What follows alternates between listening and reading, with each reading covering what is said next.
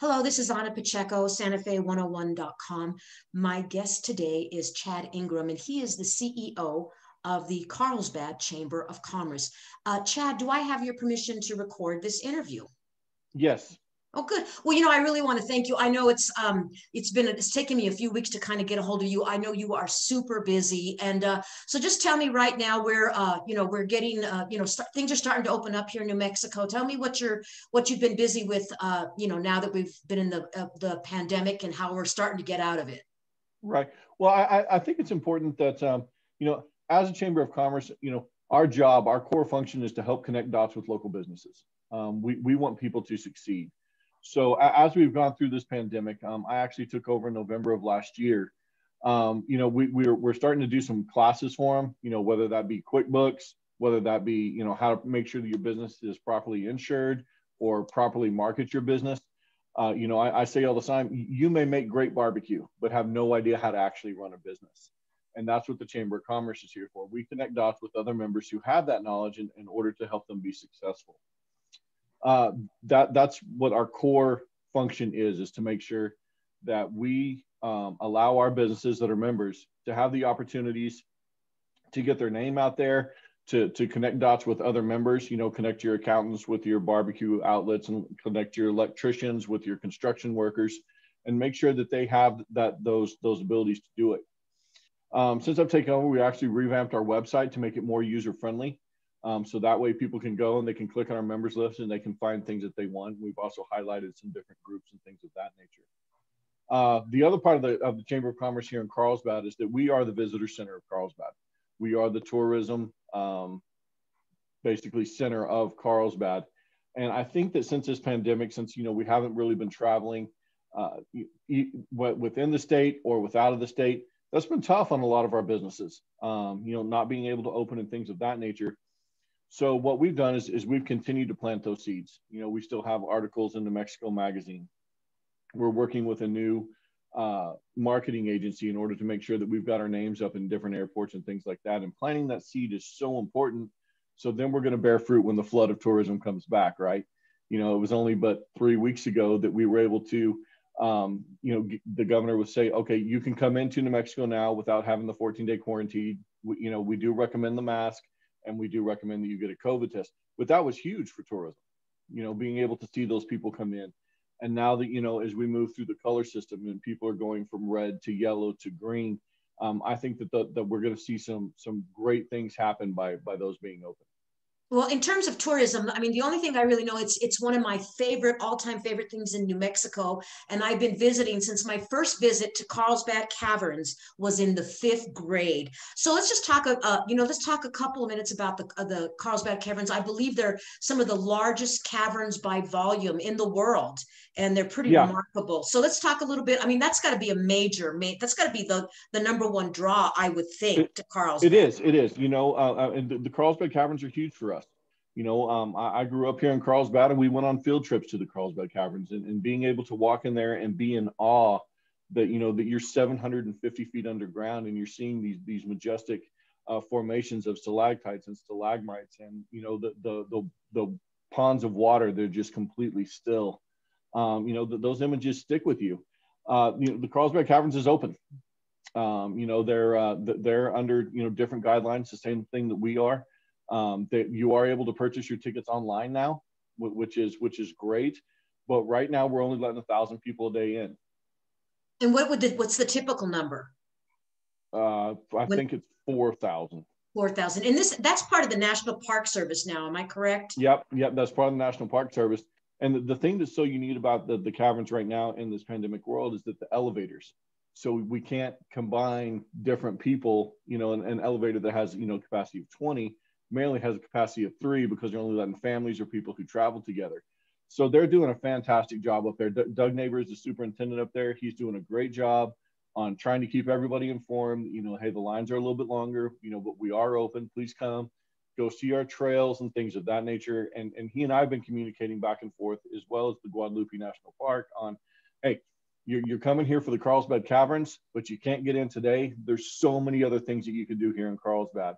Between the Living Desert State Park, between the Brantley Lake State Park, to Sitting Bull Falls, then go up to the Guadalupe Mountains and go to McKittrick Canyon and things that just across the Texas border.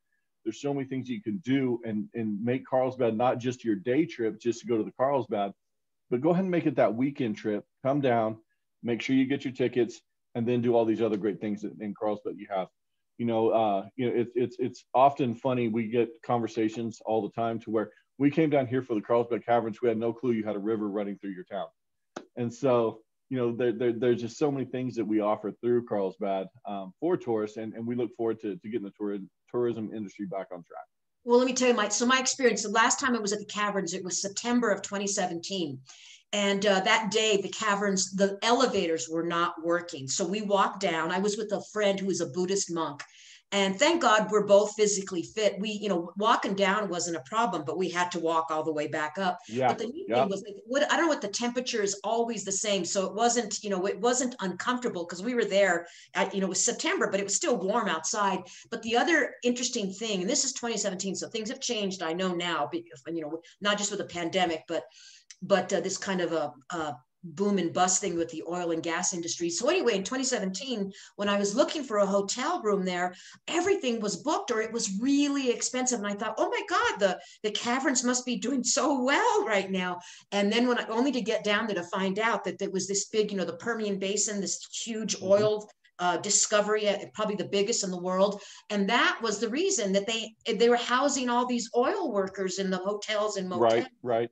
So, but that has changed since then. I believe it's kind of, I think I've spoken to other people that you've also been able to build apartments and things have happened to help accommodate all these extra workers. Is that correct?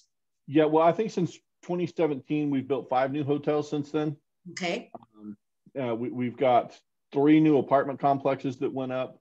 But the other thing that we're doing is that Carlsbad was founded on tourism, when Mr. White was 16 years old and he founded the Caverns and this all started coming. Tourism is one of the, I like to say that Carlsbad kind of is like a chair. We have 4 legs. You kick out one, we still got 3 and we're still good to go. And that's tourism, oil and gas, nuclear, and potash. So tourism is a cornerstone of who Carlsbad is. And we're actually working with some hotels now to be like, look, we want everybody to make money. We understand that, oil workers and things like that are going to come to Carlsbad and that you're able to get those prices. But I need 5% of your rooms, or, can you give me a deal to where, hey, if somebody books and they see our ad, can you give me discounts? So that way we can encourage more tourists to come here because they're going to be able to afford to come here. And we've had great response off that. We're working on a couple of programs now that we're not ready to roll out yet. But when I am, I'll give you a call. But we're looking at doing some discounts with the hotels and as well as the restaurants and putting some packages together to come to Carlsbad. Well, let's talk a little bit about oil and gas, because that's the major, if I'm not mistaken, it's probably, if not the number one revenue generator for the state. It's pretty close. It's up there at top. Let's talk a little bit about oil and gas then, and that actually that's one of the that's one of the legs of your chair. Let's talk about that for a moment, because there are people that, again, that barbecue company you were mentioning at the beginning of this interview. Well, they're going to, that's going to benefit them if they come to they want to open a business there. I mean, there's other businesses that will be able to benefit from oil and gas. So let's talk a little bit about that, because that is for the entire state. It's a major, our legislature is going to wrap up pretty soon for 2021. And a huge part of all the money that gets allocated from education to tourism, it all comes back to the coffers that are filled because of oil and gas. So let's talk about that. So I think oil and gas and what people may not completely understand is that oil and gas doesn't just help with the state budget, but with the way that our tax structure and things like that, a huge part of education is paid for from oil and gas, not just for Carlsbad, but for all counties across New Mexico. That's what I just said. That education is one of the all over the state, right? Yeah, all over the state. So as we're moving forward, with the president saying, hey, we've got this moratorium on. And, we're trying to move towards this green energy, and, we can't drill on federal land. We can't get permits on federal land. That's a big conversation starter. We had our bat brigade not too long ago. We were able to sit down with the governor, and we were able to sit down with the lieutenant governor And I think our governor is having those conversations with Washington D.C. on, look, our oil and gas isn't just oil and gas. This actually creates the opportunity for us to have a better education system, to have better things for our children to look forward to. And oil and gas is just so important on the state level. And then when you start bringing that down into just the local level, yeah, I mean, our hotels get filled up. Everybody's eating at restaurants. Everybody's getting their gas from here. Everybody's going to, the caverns and going to the river. And, when their Well, families they're buying come in, clothes. They've got to go to the yeah, store. They've got to buy yeah. groceries. They've got also, it just, yeah, it trickles down. I mean, it definitely does It help. is, yeah, it's not just Carlsbad, because then you have Artesia that's doing well, and you have Hobbs that's doing well, and you have Roswell that's doing well, all because of what we're able to do with the oil and gas. And people want to be here, Carlsbad, Roswell, Hobbs, Artesia, we're great communities that happen to have this, wonderful resource, pretty much in our backyard. And, so I think that, as we move forward, and, I know that there's a big push, to do renewable energies and things like that, which I'm all for that. I just don't think that the technology is ready for that yet. So we need to make sure that we're still doing the oil and gas, as we're trying to bring on new technologies and make sure that they're okay.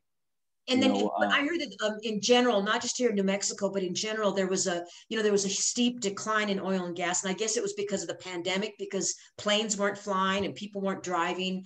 Are you seeing that? Is that going to start picking up now? Or did all the apartments empty out? Or, I mean, is it really quiet in Carlsbad now? We are more noisy this week than we have been in the last couple of weeks. It's kind of a joke around here in Carlsbad, like, well, there's more white trucks on the road. We're seeing a lot more white trucks. There for a while, you didn't see any white trucks. And what does white truck mean? I mean, that's so all of the oil field companies and things like that, when they get in their fleet vehicles, they're all white trucks, whether they're white Dodges or white Fords or white Chevys. They're all white with the oil field logo on the side of them. So, when you go to Walmart or Albertsons, things like that, and you walk out, if you own a personal white truck, you might get lost. So, but we're seeing a lot more white trucks. We're seeing a lot more semis starting to come through town. So I think that we're starting to see that pick up. It's just, how's the governor going to be able to help us navigate that through Washington to where, they can start getting the permits and things of that nature. It's not going to shut down completely. I mean, I know for in the future, they're wanting to change things, but it's just not going to immediately shut down. But let's talk. I don't think so either. I'm sorry? I don't think so either. Right. Let's talk about the nuclear waste disposal area that you have in Carlsbad, because that's another big income generator for you. Let's talk a little bit about that. Yeah, so we have the website here, which is the Waste Isolation Pilot Plant, and it's managed by a company called NWP, and they're doing an absolutely great job to where we actually store low level. It's basically just waste. We're talking gloves and things like that. I mean, we don't have barrels of enriched uranium under the ground out here, which is a common misconception. But when through nuclear power plants, nuclear submarines, things like that, all those waste and things, it's got to be stored somewhere. And we have a great facility out here. The town has been behind it. I remember when the first shipment rolled into town. It was a thrill to see, to know that we're able to help out our nation and do that. It's brought in Sandia National Labs. It's brought in Los Alamos National Labs, and we have a lot of really, really high level individuals that are right here in Carlsbad. I read an article, I don't know, probably a decade ago, that per capita there were more smart people in Carlsbad, New Mexico than the other spot on the planet, just because we had all these labs and things like that here. Well, I think people in Los Alamos would disagree with you there. But I remember when I, back in the early 90s of the last century, of course, they were constructing the WIP route, which we call 599 now, but it was all the nuclear waste from Los Alamos used to drive right through the center, through the Santa Fe, the town proper. And so now it bypasses the city. If in the unlikely event there was an accident, there would be like this nuclear spill right in town. So they don't do that any longer. But is it buried underground, or how was it stored? Yeah, it's so we have a large basically a large field of salt, and so they mine into the salt, and the salt just then compresses around it. You know, from my understanding, salt doesn't really contain a whole lot of moisture and things like that, so you don't have to worry about, you know, moisture on the barrels and things like that. And we have a bunch of shafts, and we just put it in there, then we seal off the shafts, and you know, move on to the next section. And it's really, in my opinion, and a lot of people disagree, it's one of the safer places to store it. It really is. How many feet deep does it go down? You know, I don't know. It's deep. So but you're getting nuclear waste, you're getting nuclear waste not just from Los Alamos or like Sandia or places in New Mexico, but it's coming from other parts of the country. Mm-hmm. Yeah. But that's and how many people does that employ? Do you know? Oh, thousands. Yeah. So I guess I guess the largest employer for Carlsbad would be oil and gas, would you say? And then maybe the nuclear. Yeah, but I think that nuclear would probably be close to number one, just due to the fact that all those people live and stay here. The oil field hires a lot of local people, but you also have a lot of transient workers that are coming in. You know, people from Louisiana and Texas and Oklahoma and Missouri, things like that are kind of transient workers. So the nuclear would have permanent jobs. Yeah. And then the oil and gas is kind of up and down. Yep, kind of up and down. And then what would be what are other employers if somebody's watching this and they want to get a job? I would say the potash mines. The potash mines are big here, Mosaic and Intrepid. And what is, I've never heard of that. What is the potash mine? So potash is an ingredient that is used in fertilizer. Uh-huh.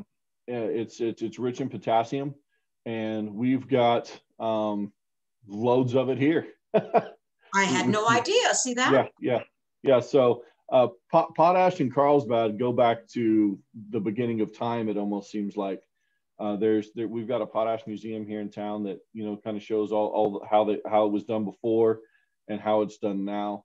And Intrepid Potash and Mosaic Potash both do a great job of employing a lot of local people and, you know, really giving back to the community. Pardon my ignorance, but is it like in the mountains, or how do you mine it? It's underground. It's all underground. You dig it under. All underground. Okay. Yep. 15 miles of tunnels, all underground. I mean, is it outside of the city of Carlsbad? It's right on the border between Lee and Eddy County, so going towards Hobbs. So that's where most of those are. And potash is not as strong of a commodity as it once was right now. There were some things that happened a couple of years ago, and, you know, price goes down. I mean, that's you know, it's the ebb and flows, right? But still employs a whole lot of people. They've got some great individuals that work out there. They've got some great people running both those places, and they do some wonderful things for the city of Carlsbad in terms of philanthropic and things of that nature. And then, so if someone's watching this now, like, what are some of what could, as you know, as the head of your chamber there, and you're working with businesses day in and day out, what are some of the businesses that you wish you had there? You know, like, you know, we really could use an X, Y, and G company, or what types of, where do you see growth in terms of business if people want to come in to make Carlsbad an even better place? I think that I think that the sky's the limit for Carlsbad right now, and I think that we've proven over the last decade that we can handle that with oil and gas and the people coming in and the infrastructure that we've been able to build into our town. You know, we've talked with people, and Jeff Campbell from the CDOD is a great contact to kind of ask that question to. But, you know, we've had plastic manufacturers wanting to come in here. We've wanted, you know, tire disposal people wanting to come in here. We've had aviation companies that wanted to come in here and kind of make this their shop in order to repair airplanes. So I think that, you know, as Carlsbad, New Mexico continues to grow and continues to get noticed, you know, through the oil field, through the whip site and things like that, the sky's the limit for our town. You know, we just have to be willing to accept those different things. You know, Carlsbad, you know, population on paper has always been 29,800 people. Well, in the peak of the oil field, you know, we were pushing 90,000 people in this town. I mean, it was happening when I was there in Yeah. 2017. I could not believe it's like, holy, it was like really, it was pretty interesting to see that. Yeah. Well, we're at the end of the interview now. Is there anything else you want to, of course, I'll have all your contact details, Right. that will accompany this interview, but is there anything that you want to say to somebody who might, like some entrepreneur or some type of business that, maybe they want to give New Mexico a try, and Carlsbad's, they're crunching the numbers and says, this might be a place for me. Is there anything else you want to say about the chamber or how you want to help them out? Yeah, absolutely. And for somebody who's looking to, maybe open a business here and things of that nature, come see us. Pick up the phone. Either call myself here at the Chamber of Commerce, call Jeff Campbell over at the Carlsbad Department of Development. He has a wealth of knowledge on those things. Get with John Waters over at the Carlsbad Department of Development. And better yet, let's talk with the mayor. Mayor Dale Janway has done wonderful things for this community, from getting our water park built, to doing some beautification projects, and he is all about Carlsbad and all about Carlsbad's future. And if you've got somebody that wants to do that, let me know. Let's set up a meeting and have those conversations and see if we're going to be able to help you progress that. What about tax incentives? Can you get do you know state level? Those are outside of my wheelhouse. Those are outside of my wheelhouse. But you don't know. You don't know if the city offers provides anything like that. Yeah, that's all the city stuff. I don't have any knowledge of those type of things. Oh, great. Well, listen, I want to thank you again. I mean, it was your sound super busy. Thank you again, and we'll get all this information online, and hopefully somebody will bring you up, and I'll talk to some of the other people in Carlsbad. It sounds like you're going through a very exciting time, and the fact that from 2017 to now, which is what, 3.5 years, you were able to build more apartments and hotels, because I mean, it just went up like that. That's great. Yep. Well, I appreciate your time so much, and I look forward to speaking with you again. Thanks so much.